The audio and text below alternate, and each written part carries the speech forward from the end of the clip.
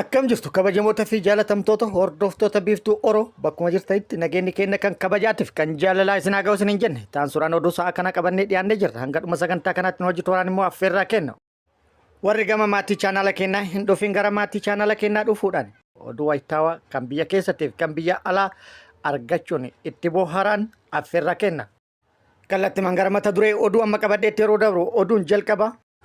Deetaan ministeera nageenya duraanii obbo Taayyee Danda'a humnoota mootummaatiin qabamee gara mana hidhaatti geeffamuun dhagahamee jira. Obbo Taayyee Danda'a guyyaa kaleessaa waxabajjii 2025 mana isaatti humnoota poolisii federaalaa baay'inni isaanii 10 ol ta'een qabamee gara mana hidhaatti kan fudhatame akka ta'e haati warra isaa himtee jirti. Oduun itti aanu ambaasaadar Reedwaan Huseenii fi obbo Getaachoo Raddaa guyyaa kaleessaa gara Suudaan imalanii ture. Dhimmi gara Suudaan imalaniif gama mootummaatti ifa ta'uu baatus Suudaan gargaarsa Eertiraa fi Masriif gootu akka adda kuttuu kan gaafatu akka ta'e odeeffannoo maddeen garagaraa irraa bayaan akeekaa jiru. Oduun itti aanu oduu oolmaa Oromiyaati. Oduu oolmaa Oromiyaati lolli loltoota mootummaatii fi waraana bilisummaa Oromoo gidduutti Oromiyaa bakkoota garagaraatti deemaa jiru cimee itti fufee jira. Lola bakkoota garagaraatti gaggeeffamaa jiru kanarratti waraanni bilisummaa Oromoo injifannoo argadhaa jira jedhee jira.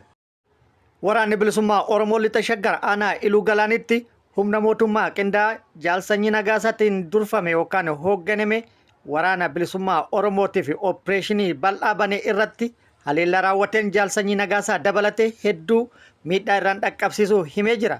Jaalsanyii Nagaasaa kan madaa yoo ta'u hedduun immoo hojiin ala akka ta'an waraanni bilisummaa Oromoo beeksisee jira. Dabalata oduu kana qabna. Oduu biyya alaatiin Naayijeeriyaatti balaa lolaa dhaqqabeen namoonni 700 siqan lubbuu isaanii akka dhaban odeeffannoon gara sirra baate ibsitee jirti. Oduu kanneenii fi kan biroo wajjin guutuu oduu wajjin isin wajjin kan turu ani Bariisoo Ganamooti guutuun oduu akka itti aanu kanatti wal dura duuban isiniif dhiyaata. Deetaan ministeera nageenya duraanii obbo Taayyee Danda'a yeroo lammaffaatiif humnoota mootummaatiin to'annaa jala oolee jira. Aangaa'aa olaanaa mootummaa Itoophiyaa kan ture obbo Taayyee Danda'a waxabajjii 2025 guyyaa kaleessaa jechuudha. Irra deebiin to'annaa jala oolu maatiin BBCtti himee jira. Haati warraa obbo Taayyee addee Sintaayyoo Alamaayyoo abbaa warraa ishee obbo Taayyeen har'a waaree booda naannoo sa'aatii 10tti mana jireenya isaaniitti qabamuun humnoota mootummaatiin to'annaa jala akka oole himtee jirti. Naannoo sa'a 10tti namoonni karra mana dhadhaa turan irra deddeebi'anii rurrukutan. Eenyu jennee yeroo gaafannutti maqaa adda addaa nutti himaa turan jetti addee Sintaayyoon. Jalqaba irratti waardiyyaadha jedhan. Waardiyyaanis balbala akkanatti hin rukutu sagalee isallee nan beeka boodarra garuu maqaa keessan himadhaa jedhee erga gaafachaan tureen booda balbala yeroo jala banutti eenyummaan isaanii poolisoota ta'uu baree jira. Kana booda poolisii federaalaa ta'us natti himanii jiru boodarra garuu isa qabanii deemanii ni jiran jette. To'atamuun obbo Taayyee kun immoo hawaasa keessatti qeeqa guddaa kaasee jira. Hedduunis akka dheekkaman dhagahamee jira. Namoonni garagaraa yaada kennaniin Taayyeen badii hin qabu ilaalcha addaa qabaatuun immoo yakkaa miti jechuudhaan Taayyeen hidhamuun akka irra hin jirre dubbataa jiru. Obbo Taayyeenis gocha irratti raawwatame kana kan mormate akka ture addee Sintaayyoon dubbattee jirti. Obbo Taayyeen miseensa caffee ta'uu fi akkasumas bakka bu'aa uummataa ta'uun irra deddeebi'uun kan ibsee fi haalli itti qabames sirrii akka hin taane humnoota isa to'atuuf dhufanitti himus humnoonni isa to'atuuf dhufan ni beeyna garuu ajajamne dhufne kanaaf gaafiidhaaf Meeksikootti barbaadamtu achi dhaqnee haasofna jedhanii poolisoonni federaalaa 10 ol ta'an qabanii deemanii ni jiru jettee jirti addee Sintaayyoon.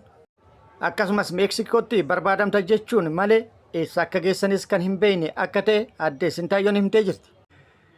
Oduun itti aanu ambaasaadar Reedwaan Huseenii fi obbo Getaachoo Raddaa guyyaa kaleessaa gara Suudaan imaluudhaan ergama muummicha ministeera Jeneraal Abdul Fattah Al-Burhaaniif dhiyeessan jedhamee jira.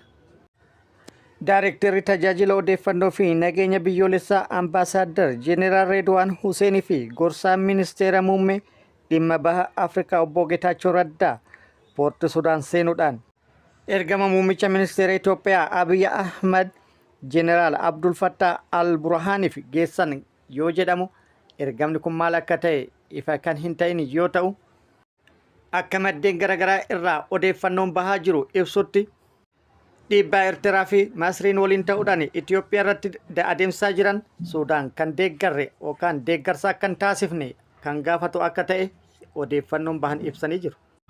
Oduun itti aanu oduu oolmaa Oromiyaati. Oduu oolmaa Oromiyaatti loltoota mootummaattii fi waraana bilisummaa Oromoo gidduutti Oromiyaa bakkoota garaagaraatti deemaa jiru cimee itti fufee jira. Lola bakkoota garaagaraatti deemaa jiru kana irrattis waraanni bilisummaa Oromoo loltoota mootummaa irratti haleellaa raawwatu loltoota mootummaa hedduu hojii ala taasisaa akka jiruu fi injifannoo gagabbataa irratti argataa akka jirus beeksisee jira. Gara mootummaatillee mootummaanis humna guddaa bobbaasuun haleellaa waraanni bilisummaa Oromoo bakkoota garaagaraatti irratti raawwataa jiru qolataa kan jiru akka ta'e kan himame yoo ta'u, lolli deemaa jiru immoo akkaan hammaataa ta'uu irraa kan ka'e jeneraalonni yookaan ajajoonni waraana mootummaa immoo humna qilleensaatiin deeggarsi akka taasifamuuf gaafataa kan jiran ta'us dhagahamee jira. Waraanni bilisummaa Oromoo zoonii kibba Oromiyaatti haleellaa loltoota mootummaa irratti raawwateen injifannoo argatu beeksisee jira. Kibba Oromiyaa Gujii Lixaa Aanaa Qarcaa ganda Buqqisaa jedhamutti tarkaanfii humnoota mootummaa irratti fudhateen 5 battalumatti addunyaa kanarraa godaansisee akkasumas kan booji'e kan jiran akka ta'e waraanni bilisummaa Oromoo beeksisee jira. Kan booji'aman keessaa kaabineen tokko kan keessa jiruu fi akkasumas konkolaachisaan paatiroolii waajjira bulchiinsaa kan booji'aman keessatti kan argaman yoo ta'u, humna dabalataa laandi kiroozarii lamaan dhuftes hadheettiidhuudhaan haleellaa irratti raawwateen guutumaa guututti hojiin ala akka isii taasise odeeffannoon achirraa nu geette ibsitee jirti. AKM 3 dabalatee meeshaalee biroollee kan hiikkate akka ta'es waraanni bilisummaa Oromoo beeksisee jira.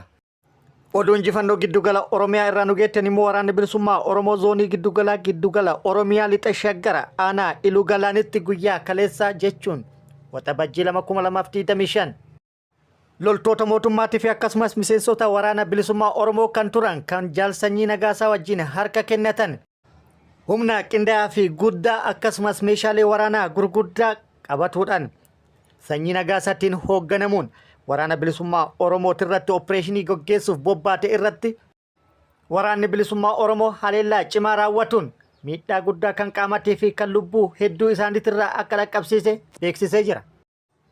Aanaa Iluu Galaan ganda Waadiyyee Giraassee jedhamutti haleellaa loltoota mootummaatii fi miseensota waraana bilisummaa Oromoo duraanii kan Jaal Sanyii Nagaasaa wajjin harka kennatan irratti raawwateen hedduu isaanii addunyaa kanarraa godaansise hedduu isaanii madoodhaan adabuun Sanyii Nagaasaallee haleellaa irratti raawwateen madoo cimaan akka adabe waraanni bilisummaa Oromoo beeksisee jira. Haleellaa irratti raawwateen Sanyii Nagaasaa harka isaatirratti miidhaan guddaan akka dhaqqabe haleellaa irratti raawwatameenis hospitaala galee yaalamaa kan jiru akka ta'e odeeffannoon bakkoota garaagaraa irraa ba'an ibsanii jiru.